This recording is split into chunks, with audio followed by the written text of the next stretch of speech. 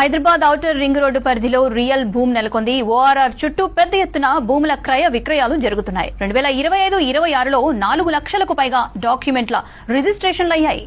సర్కార్ ఖజానాకి 9,000 కోట్ల రాబడి వచ్చింది. రిజిస్ట్రేషన్ స్టాంపుల శాఖ ఆదాయంలో 65% ఓఆర్ఆర్ చుట్టుపక్కల ప్రాంతాల నుంచే వస్తుంది.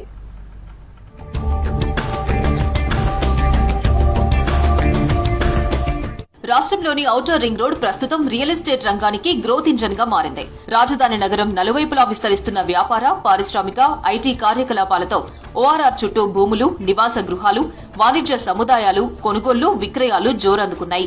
ఈ క్రమంలోనే రాష్ట్ర రిజిస్ట్రేషన్లు, స్టాంపుల శాఖకు సమకూరే రాబడిలో సింహభాగం ఓఆర్ఆర్ దాని చుట్టుపక్కల ప్రాంతాల నుంచే వస్తుండడం ఇక్కడి భూముల డిమాండ్ను తెలుపుతోంది. గడిచిన 25-26 ఆర్థిక సంవత్సరంలో ఔటర్ రింగ్ రోడ్ పరిధిలో ఏకంగా 4.11 లక్షలకు పైగా డాక్యుమెంట్ల రిజిస్ట్రేషన్ ద్వారా 9,500 కోట్లకు పైగా ఆదాయం ఖజానాకు సమకూరింది. విల్లాలు, హైరైజ్ అపార్ట్మెంట్లు, కమర్షియల్ ప్రాజెక్టులకు భారీగా అనుమతులు లభిస్తుండటంతో స్థానిక కొనుగోలుదారులతో పాటు ఇతర ప్రాంతాలు, దేశ విదేశాల పెట్టుబడిదారులు సైతం ఈ కారిడార్ పైనే ఎక్కువ ఆసక్తి చూపిస్తున్నారు.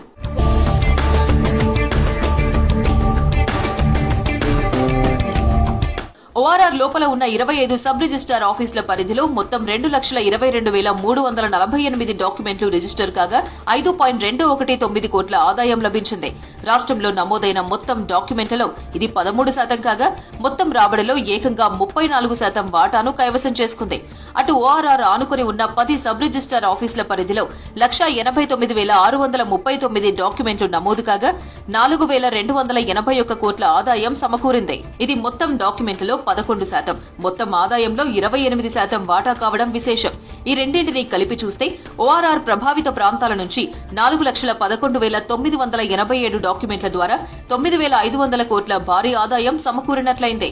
అంటే రాష్ట్ర వ్యాప్తంగా వచ్చిన మొత్తం 15,280 కోట్ల రాబడిలో ఇది దాదాపు 65% కావడం ఇక్కడి రియల్ భూమ్ కు అద్దం పడుతోంది.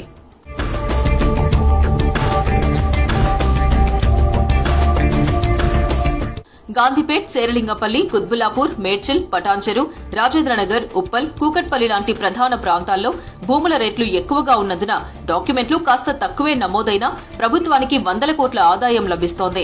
గ్రామీణ ప్రాంతాలతో పోలిస్తే ఓఆర్ఆర్ లోపల ఉన్న ప్రతి చదరపు గజం లేదా ఫ్లాట్ అధిక విలువ కలిగి ఉండడమే రాబడిలో భారీ వ్యత్యాసానికి ప్రధాన కారణమని విశ్లేషకులు స్పష్టం చేస్తున్నారు.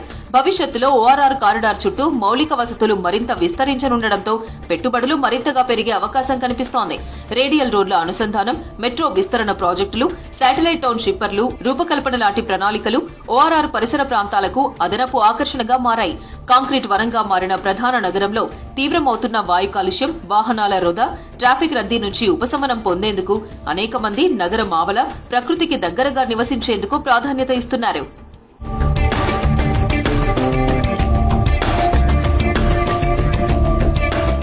రోజువారీ పని ఒత్తిడి తర్వాత ప్రశాంతమైన వాతావరణం, స్వచ్ఛమైన గాలి లభించే గేటెడ్ కమ్యూనిటీలు, ఓపెన్ ప్లాట్లతో కూడిన ఇండిపెండెంట్ ఇండ్లు, విల్లాల వైపు ఐటీ నిపుణులు, ఎగువ మధ్యతరగతి ప్రజలు మొగ్గు చూపుతున్నారు.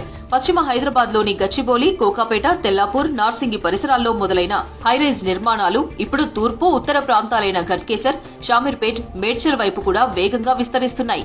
రాబోయే రోజుల్లో రీజనల్ రింగ్ రోడ్ నిర్మాణం పుంజుకుంటే ఓఆర్ఆర్, RRR మధ్య ఉన్న భూముల డిమాండ్ మరింత పెరిగి నమోదు డాక్యుమెంట్ల రాబడి శాతంలో సరికొత్త రికార్డులు నమోదయ్యే అవకాశం ఉందని రియల్ ఎస్టేట్ నిపుణులు భావిస్తున్నారు.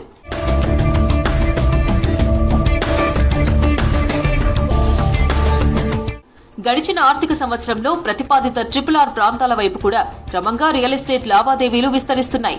ఓఆర్ఆర్, RRR మధ్య ఉన్న ప్రాంతాల్లోని 4 సబ్ రిజిస్టార్ కార్యాలయాల పరిధిలో 36,511 డాక్యుమెంట్లు నమోదుతో 266 కోట్ల రాబడి లభించింది. RRR కు ఇరువైపులా ఉన్న 13 సబ్ రిజిస్టార్ ఆఫీసుల ద్వారా 1,980 డాక్యుమెంట్లు రిజిస్టర్ అయి 666 కోట్ల ఆదాయం లభించింది. అలాగే RRR వెలుపల ఉన్న 92 సబ్ రిజిస్టార్ కార్యాలయాల పరిధిలో 6,1,025 డాక్యుమెంట్లు నమోదైనప్పటికీ రాబడి మాత్రం 1,827 కోట్లు మాత్రమే ఉంది. నాన్ అగ్రికల్చర్ విభాగంలోని 12,245 కోట్ల ఆదాయం, నాన్ రిజిస్ట్రేషన్ ద్వారా మరో 1,564 కోట్ల రాబడి దక్కింది. రాష్ట్ర వ్యాప్తంగా 2025-26 ఆర్థిక సంవత్సరంలో అన్ని విభాగాలు కలిపి మొత్తం 17,28,147 డాక్యుమెంట్ల రిజిస్ట్రేషన్ జరగ్గా ప్రభుత్వం మొత్తంగా 15,280 కోట్ల ఆదాయాన్ని ఆర్జించడం విశేషం.